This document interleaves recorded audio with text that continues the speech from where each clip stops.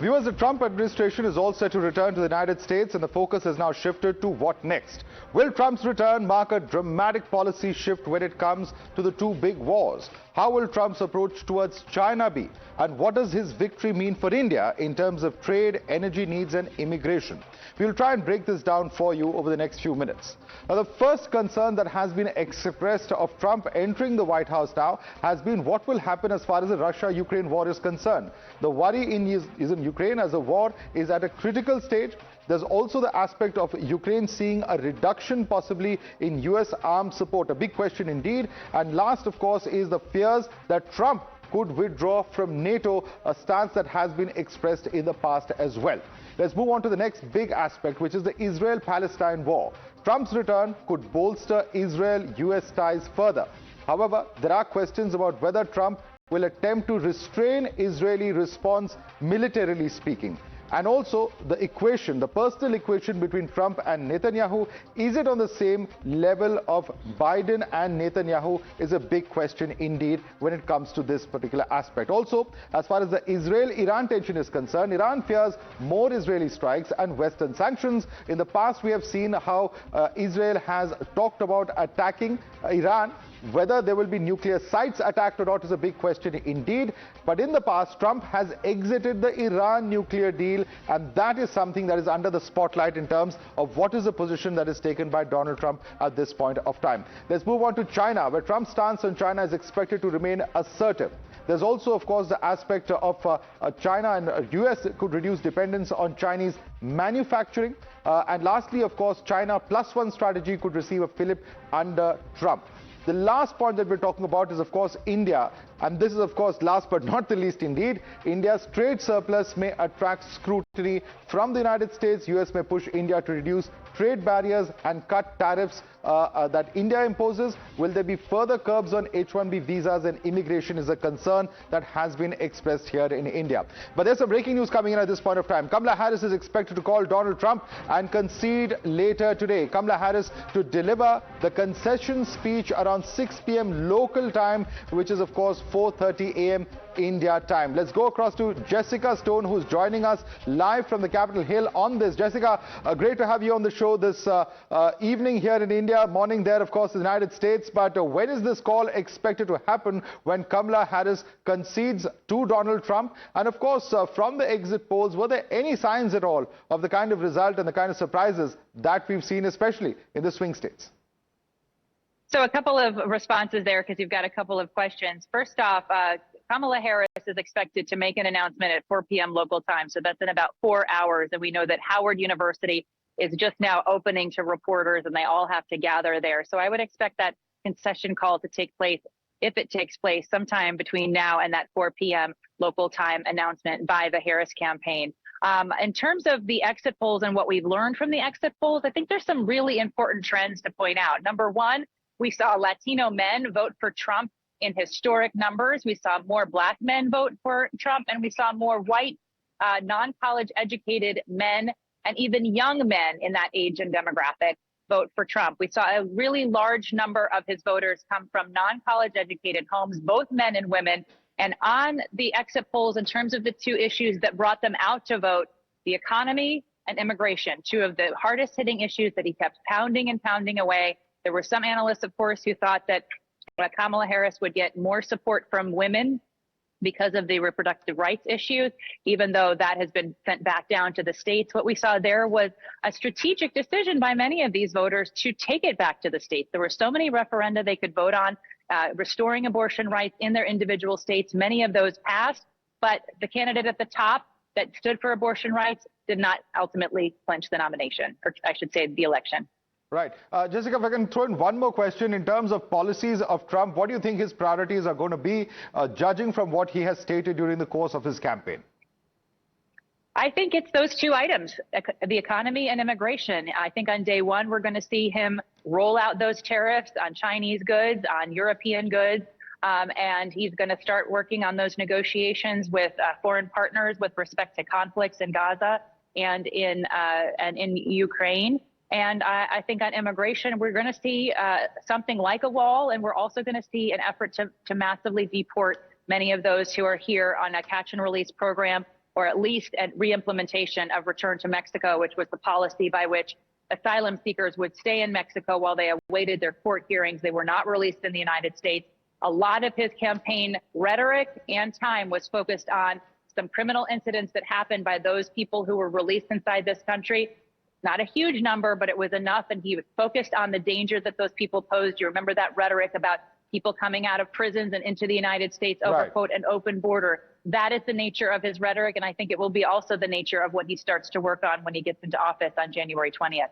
All right, Jessica, thank you so much for bringing us that live update there from the Capitol Hill. And thank you so much for all the reporting that you've done for us through the course of this entire U.S. election.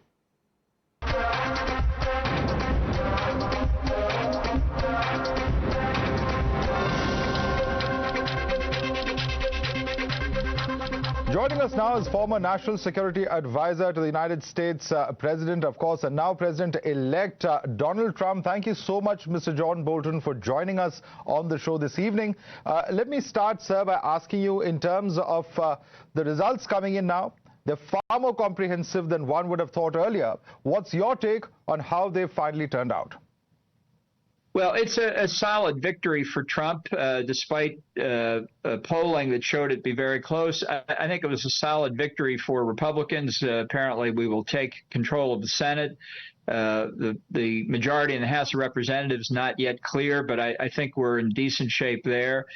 And if you look at voting all across the country, Kamala Harris underperformed Joe Biden in 2020 in almost every county in America. It's really the breadth of the decline in support is really pretty breathtaking. So I think it represents a number of things, but I think the basic point is that America is a center-right country, and confronted with the results of a Biden administration that governed to the left economically in particular, it was a rejection of that approach. And so it's not necessarily just an endorsement of Trump, although he's obviously victorious, no question about that, but really gives Republicans, if they hold control of both the House and the Senate, possibility to undo a lot of policies that Biden pursued domestically. Internationally, it's really a return, I think, to the first Trump term with a lot of changes from the Biden approach, not necessarily changes I would agree with, but I think it will look very different from the Biden foreign policy. Right. And on the national security front as well as foreign policy front, in fact, of course, changes might be different. But as someone who has worked with Trump before, do you believe that he would be a better bet than Harris in this department? Well, I think he's very erratic. He doesn't have a national security strategy. He doesn't think in policy terms. I think he looks at everything on a transactional, ad hoc, anecdotal basis.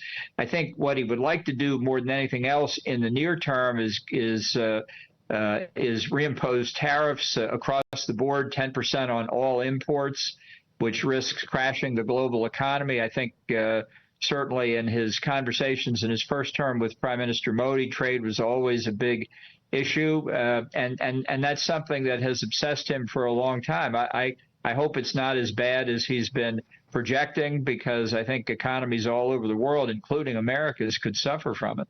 Right. I'm going to come to you on the trade issues with India specifically in just a few moments from now. But I'd like to ask you in terms of what will the U.S. do from here on? A lot of eyes in terms of course, the Russia-Ukraine war. Do you believe the United States will withdraw from NATO, knowing fully well that Trump isn't a big fan of NATO? And how will it alter the dynamics of the Russia-Ukraine conflict and the support that the United States has been extending to Ukraine?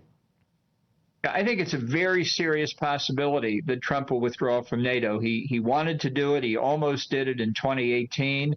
He complains about the allies not having adequate defense expenditures. That's not a bargaining position. He doesn't understand collective defense. He thinks basically we're defending the Europeans and they're not paying for it. Now, that's not the way an alliance is supposed to work, but that's how Trump sees it. And I think he could withdraw. I think that would have a catastrophic impact on Ukraine. which I also think Trump, he wants to wrap that up. He sees it as a Biden problem. He doesn't want it in his administration. I think that augurs poorly for the Ukrainian position. We'll see what happens, but I think that would also apply in the Middle East. He wants that war over with too, not because he objects particularly to Israeli policy. He just doesn't want it on his table as a legacy from the prior administration. Right. There's a question that many have on their minds whether Donald Trump himself harbors a deep skepticism for multilateralism, and does he have good reason to be skeptical? Well, you know, he's more opposed to NATO than he is to the United Nations. In other words, he's not trained his fire so much on the United Nations as he has on America's most important alliance. So I'm not sure it's an aversion to multilateralism. It may be a misunderstanding of what the United Nations does. I do think he dislikes the European Union very intensely and would prefer to have direct bilateral talks on trade with EU members. They, of course, don't want that.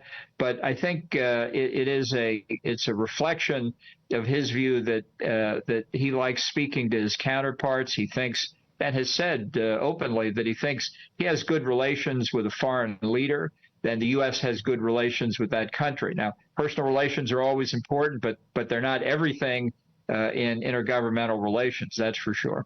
Right. And do you believe that unlike Biden, Trump would reach out to Putin to broker some kind of a truce? Because the kind of reaction coming in from Kremlin today, of course, a very icy response to the United States election. How do you see that panning out? Well, I'm very worried on behalf of the Ukrainians. If I were advising Vladimir Putin, I would say he should call Trump today and say, congratulations, Donald. I'm so glad you won. Biden caused nothing but problems. You and I can solve them. Let's get together and talk about Ukraine. We will wrap this up in 24 hours. I think that's the way the approach of flattery is one of the ways Putin and others feel they can manipulate Trump. And I think in the Kremlin, that's what they should be considering today. I think that's what Xi Jinping could be considering in Beijing as well, to get in early to try and influence Trump. Right. I'm going to come to China as well in a few moments, but I'd like to first ask you, what do you expect Trump's approach will be with respect to what's happening in West Asia? And let me specifically ask you, do you expect him to exercise influence on Netanyahu to show restraint in Israel's response? I don't think he's interested so much in restraint. I think one of the most important things Trump did in his first term, and I was pleased to be a part of it, was getting out of the 2015 Iran nuclear deal, which I don't think really constrained Iran's nuclear weapons program. I think, in fact, by giving the appearance of having resolved it, it really made the situation more dangerous. I think Trump would not be averse if Netanyahu, during the long transition period between our election yesterday and the inauguration in January, if Netanyahu decided to strike Iran's nuclear program, I don't think Trump would try and stand in the way of it. In his mind, it would perhaps help contribute to getting that issue off the table. I think that's what he wants more than any specific outcome in the Middle East. He wants it off the table. Right. But how do you think Trump would view a further escalation between Israel and Iran? In the last few months, we have seen escalations happening on multiple fronts when it comes to Israel. And how would America under Trump, approach such an escalation? Well, you never can tell with Trump because he's so ad hoc. He does not have a good personal relationship with Prime Minister Netanyahu. Some people think that, but he really doesn't. But I think he understands the nature of the Iranian nuclear threat and worries about the U.S., Iran possibly giving nuclear devices to terrorists. So if the Israelis destroyed the Iran nuclear program, I don't think he would be distressed by it. And I think what we've seen already is Iran really is kind of a paper tiger here. The fear of a wider war is more of an illusion. The way the Israelis destroyed the most sophisticated S-300 air defense systems the Russians had given to Iran means that Iran is really open to attack across any of its major targets. Right. Not just Iran, but India also has huge energy concerns when it comes to Russia. And with Trump coming in, do you think India has reason to be worried on this front? Because India is hugely dependent on Iran and in more recent years on Russia as far as energy supply is concerned. Well, I think this is somewhat complicated because Trump would like to have good relations with India. He does have a good personal relationship with Prime Minister Modi. But if you ask Trump where would he like to see India get its oil and natural gas, he would say the United States. So he would make a sales pitch, I think, don't worry about that Middle Eastern oil, don't worry about the Russian oil and gas, buy it from us. Now that's going to be tough because the prices obviously are very different. But, what role do you envision for a Trump administration in terms of contributing to regional stability and security in the Indo-Pacific? And what's your own assessment of how the Quad would operate with Trump in power? Well, when Trump was president before, he didn't really focus on the strategic possibilities of how Japan, Australia, India, and the U.S. could cooperate together. Whenever he got together with the leaders, he talked about trade because trade is the biggest issue internationally, always on his mind. I think the strategic questions here really are quite important because the dominant geopolitical phenomenon occurring today is the growth of a China-Russia axis. You can see it in how they handle the war in Ukraine. You can see it in how they deal with the Middle East. China would expect the same if it made threats along its Indo-Pacific periphery. And I think that China-Russia axis really threatens what we said in the Trump administration our goal was of a free and open, independent Pacific. The Chinese and the Russians have a very different point of view. Now, I understand that poses difficulties for India because of its historical relations with Russia. But if the long-term adversary is China, to see China grow closer to Russia can't be a good thing here. So there's a lot of work to do. And I do understand that the agreement that's recently been signed between India and China about the line of actual control, maybe that will bring more stability. Or maybe China is just trying to solve its problem in the short term with India to focus on aggression against Taiwan or in the South China Sea. Right. Because make no mistake, China's trying to assert hegemony all along that periphery. Right. It's very interesting that you mentioned that because the U.S. and China interest convergence, as many observers have seen, is not just when it comes to trade, but also, of course, as you rightly mentioned, countering Chinese expansionism. But Donald Trump has been outspoken on China's expansionist designs during the Galwan standoff with India and after. How serious is he in terms of checking China's own territorial ambitions at the moment, in your view? Well, I think it depends on who asks him and at what time of day. If in my hypothetical discussions in Beijing, if Xi Jinping were to call him up and congratulate him on his reelection, I think he'd also say he'd want to get together, talk about negotiating the largest trade deal of history, which they tried to do in the first term and failed. And Xi Jinping would try and get on Trump's good side when it came to all of these potential flashpoints in the East China Sea, along the first island chain, in the South China Sea, with Vietnam, possibly with India, and try and persuade Trump to his perspective on China's behalf before India or Japan or others could weigh in with their perspective. And I think Trump is vulnerable to that kind of flattery by authoritarian leaders. So it makes it more difficult for countries that should be our natural allies to be able to explain their position on these kinds of strategic issues so that Trump doesn't get distracted by trade disputes instead of talking about the bigger picture. Right. Mr. Bolton, India and the United States have been talking over the alleged assassination plot on a Khalistani terrorist that India considers, of course, a terrorist, Gurpatwant Singh Pannoon, on American soil. Now, the United States has also chided India over claims made by Justin Trudeau against India. Do you believe that Trump will handle this matter more sensitively and maturely with India than the previous administration?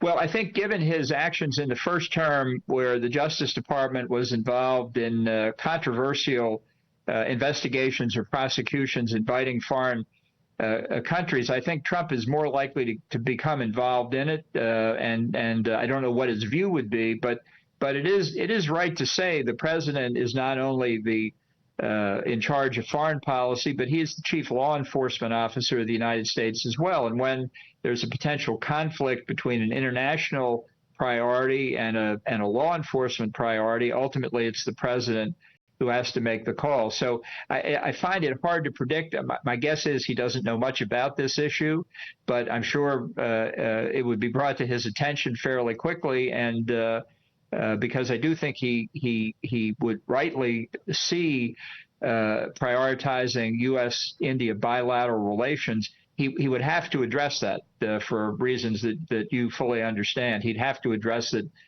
quite early. Right. Thank you so much, Mr. Bolton, for taking the time out and explaining to us, at least in your analysis, of how we can expect things to play out with Trump and the world. Of course, a world that's at war at this point of time. What will the impact of President-elect Trump in office be? Thank you so much for explaining all of that to us. Well, thanks again for having me.